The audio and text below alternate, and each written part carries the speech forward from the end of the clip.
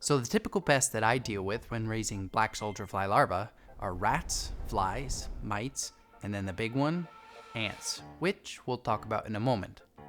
The problem is that no one wants to waste time and energy talking about pest control, myself included, but is probably one of the most important things to consider before starting to raise black soldier fly larvae.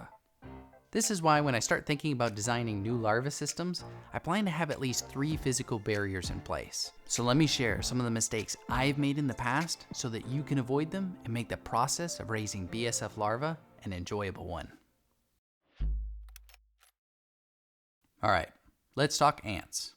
Ants are the biggest pest that I deal with on a day-to-day basis. They can really disrupt my process flow, and they can take over larva bins in a heartbeat.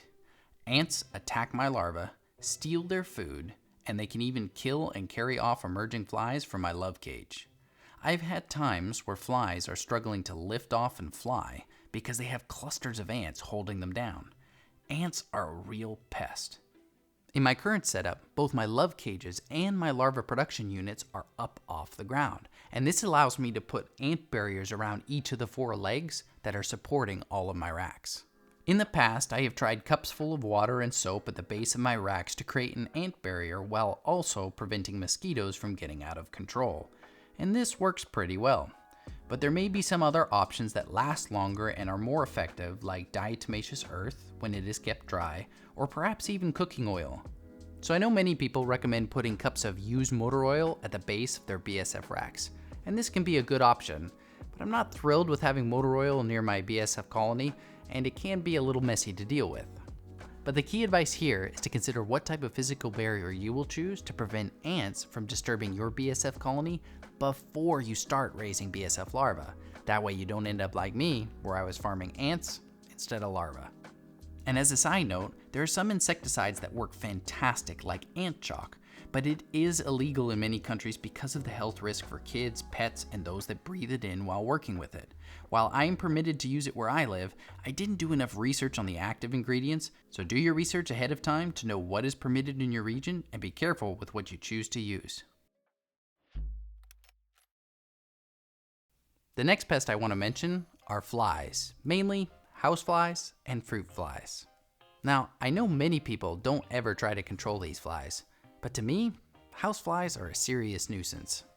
Raising larvae means you are typically dealing with organic waste that will attract and breed a lot of houseflies. And it's not nice when you're sifting larvae or moving around organic waste to have them landing all over your legs and arms. And on another note, houseflies can spread disease. So in my opinion, houseflies and fruit flies that will emerge from wet food waste, they can really make BSF farming miserable and disgusting when it doesn't need to be.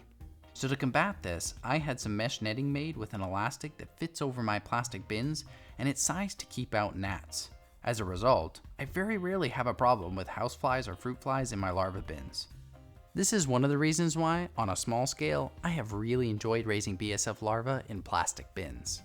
I realize this solution may not be practical for everyone, and I still need to see how long these mesh lids will last. But I can say it has made the process of raising larvae much more enjoyable, and I highly recommend taking the time to figure out some sort of fly barrier if it's practical in your situation.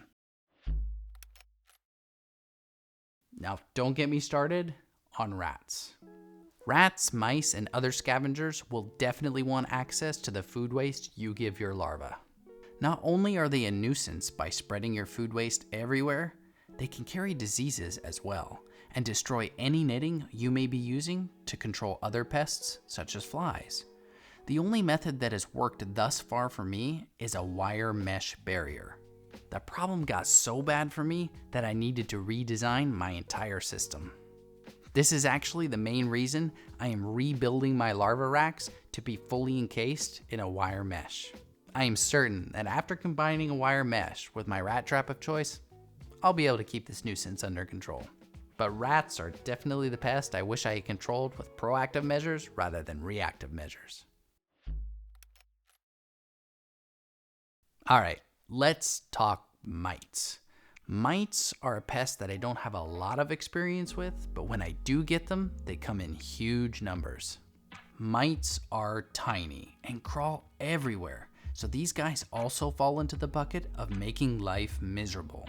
They crawl up my arms and are a pain to manage once they have infested your larva bins. From my experience, mites can be avoided simply by controlling moisture levels in your media, meaning you can't let the media stay too wet for too long. This can be tricky for some people that process a lot of rotten fruit or other wet food waste, but if you can find some dry food waste to mix with it, then you can typically get your mite infestation under control and keep it under control.